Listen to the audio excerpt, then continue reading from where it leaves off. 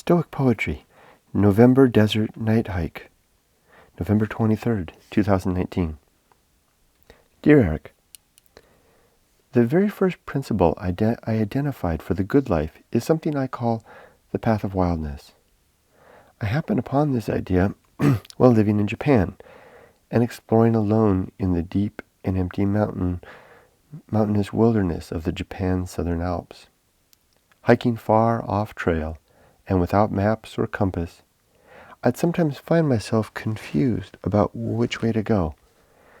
It was then that I'd enlist my reason to assemble the facts of my circumstance, the appearance of the landscape, the position of the sun, the flow of water, and maybe the sound of cascades suggesting dangerous waterfalls. I'd then sit for a bit and take in these facts to give them a good think, allowing myself 5 minutes or so to assess and decide my next move. Often, I couldn't make up my mind as there were too few quality facts to decide upon, or my fear of being alone in such a strange and remote place might be muddling my ability to think clearly.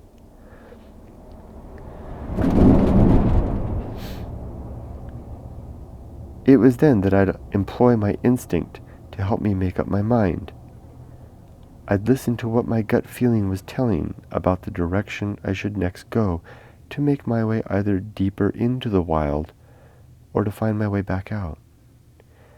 My gut wasn't always right, though it did serve as a useful tiebreaker when my reason was stymied or the facts simply could not support a better informed decision.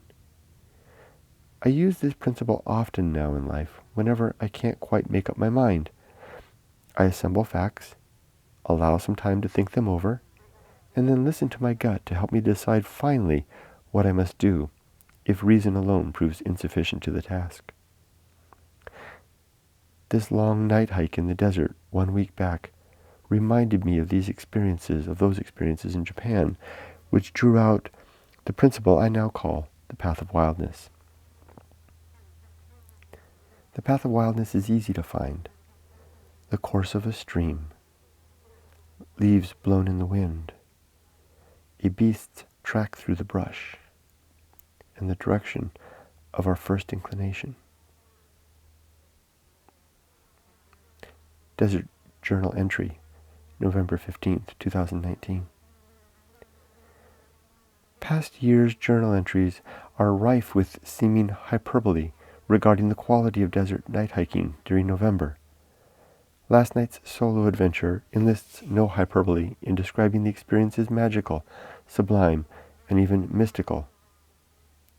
I left Siberia Ghost Town on foot well after sundown, wearing just my shorts, my lucky blue hiking shirt, and a light fleece sweater. The nearly full moon was playing peekaboo behind high cirrus cloud cover, requiring the use of a flashlight for the first hour. I could navigate then by turning off the light and gauging my place by noting the black silhouette hulks of the dead volcanoes I've come to know here. Eventually the moon came out from the clouds for good, and I put away the light to hike like a cat in the dark. When my eyes had fully acclimated to the moonlight, I could see clearly every rock and bush around me, along with the landscape for 200 square miles. An utterly empty landscape of humanity, save me. And I was a poor representative. Eventually, I crossed over the edge of deep water. I walked by very near the black volcano, and by 1 a.m. I'd arrived at Campo No. 1, all place names from my book. I was pooped, yet I was elated. By now I was in shirt sleeves, and the diminishing cold was starting to make me feel mortal once again. For the walk alone, without light, through trackless desert night, had been like an experience no human should know while still alive.